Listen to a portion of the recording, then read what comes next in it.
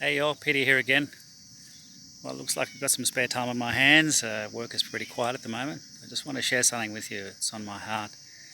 An experience that I had the other day with some of my Aboriginal friends. We have some Aboriginal people that sort of, I guess, live next door to us, not in a house, but they camp out on the grass next door to us. And I go over there and pray for them regularly and talk to them and hang out and see what's going on. But the other day I felt led to actually have a little bit of a church service with them. So I went over to them, this was sort of in the evening, and I said, hey guys, what do you reckon? You want to come over and we'll have a bit of church? And some of them were interested, and I said, look, only sober people, okay? No one who's been drinking, okay? So that was a bit of a rule. But so anyway, when I said okay, 7 o'clock. Went back there at 7 and managed to round up the ones who were not drinking, at least. So I had 4 of them. So me, my wife, and another lady. We sat around and did some worship music and prayed and had a bit of a chat. We got to talking, and anyway. So there was like a younger couple, if you want to call them that. So a younger man and a younger lady, and 2 other older ladies. So we were talking about things, and anyway, the topic of humbug came up, and not sure how it came up, but it came up, and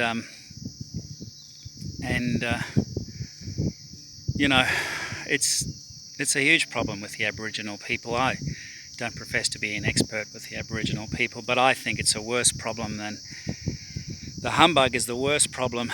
Is worse than drinking and smoking and all the other issues put together, as far as I'm concerned, because this system, this cultural system, belief system, which really is just the same as communism, it's just as evil as communism, this humbug system, prevents them from rising up.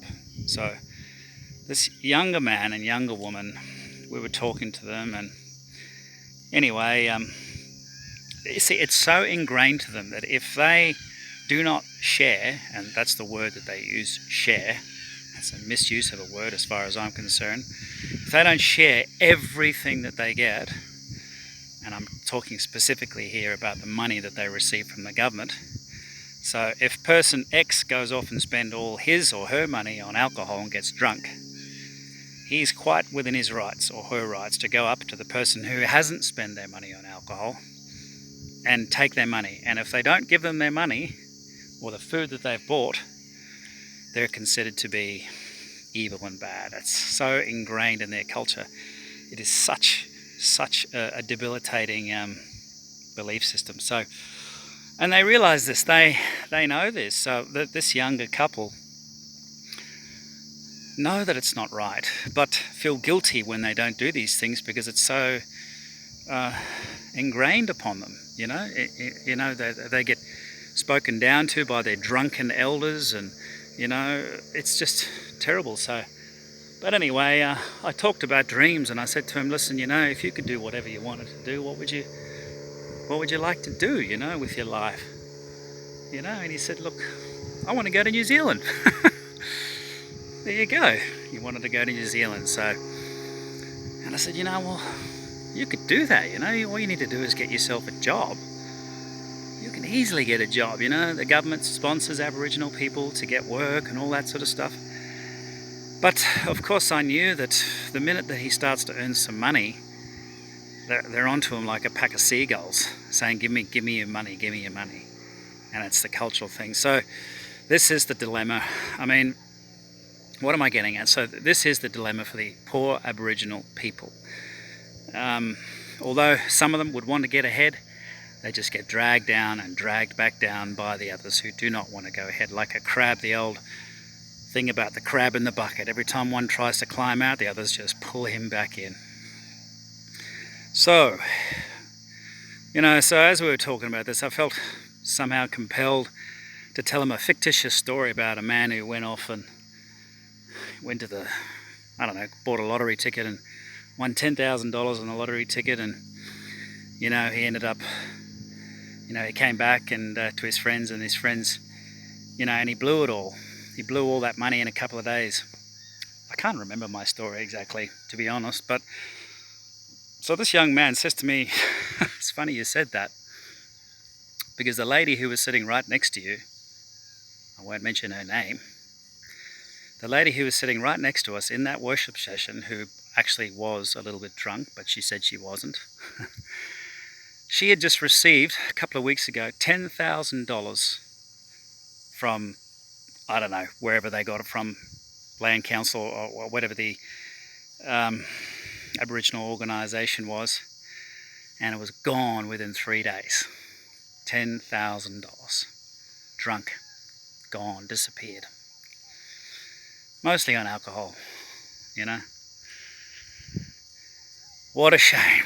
So, I said to this guy, listen, this is evil. This is not wrong. If you say no to someone, you're not being wrong. You're not being bad. You've been trained to feel this false guilt about saying no to people, So, I guess I'm just sharing my heart on this. I feel so sorry for them. So how do we resolve this problem? Just give them more money? Sounds really good. It sounds noble. Just keep pouring money into the Aboriginal people, into situations like this, and cross fingers and hope the best that, things will change. And guess what? We don't have to feel bad about ourselves because we've given them money. So our conscience has been, I guess, sort of, what's the right word, allayed for that time. But guys, giving the Aboriginal people money, or giving anyone who's caught in this kind of bondage money, honestly, is not the answer. In fact, giving them more money is just reinforcing the habit. I said to them, are you guys beggars? They say no. I said, yeah, because you get money from the government, so you're not a beggar. So don't beg. So whenever I have services or interact with them, the first thing I say to them is, don't ask for me any money, and don't ask for me for any food or cigarettes, because I'm not going to give it to you, okay? Because I want to know that if we're going to be friends, that our friendship is based on our friendship, not on what you can get out of me. Yeah? And so some of them respected that. And it's a work in progress, because it's so ingrained in them to ask them for a cigarette or whatever. But yeah, look, it's not politically correct for me to say this. Don't give the Aboriginal people money. And there's plenty of people out there who will shake their finger at me and say, you naughty person, you are being racist. Typical stuff, typical language we hear these days by virtual signalers.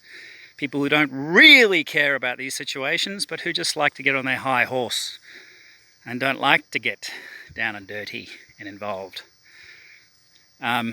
Which I hate. Honestly, I don't like to use the word hate, but I just think that is so evil kind of attitude, And I believe our Lord Jesus was so against that type of virtue signalling approach to life, like the Pharisees, But we want to help these people, in the Bible, Paul said, when addressing the church, he said, look, a man needs to work. If he doesn't work, he is not entitled to eat.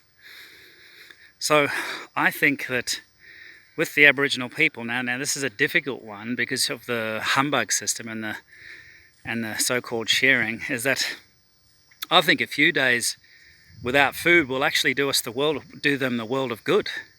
A few days without food never killed anybody. It takes over 40 or 50 days for a human body to actually start breaking down before they eat food. But a little bit of hunger, I think, is a damn good motivator for us to amend our habits, I guess. So, my policy with regards to the Aboriginal people is to not give them money and not give them any food, because they do receive money from the government. If they did not receive money from the government, this will be a completely different conversation that I'd be having. If we were in South Africa or some other third world country, different policy altogether. But we want to help these people. I want them to rise up, we got to pray for them, but of course, You got to be led by the Spirit with these things. If you really feel that you need to give someone some money or some food, then go right ahead and do it. You know, not about rules and regulations, but certainly my approach is to not give them food. You know, and you know, someone who wants to have a dream or follow a dream, you have to get away from those people that are going to drag you down, even if it means leaving your tribe. Very difficult, but probably the only solution. Move to another state, away from the tribe or whatever. I don't know. I think about these things, but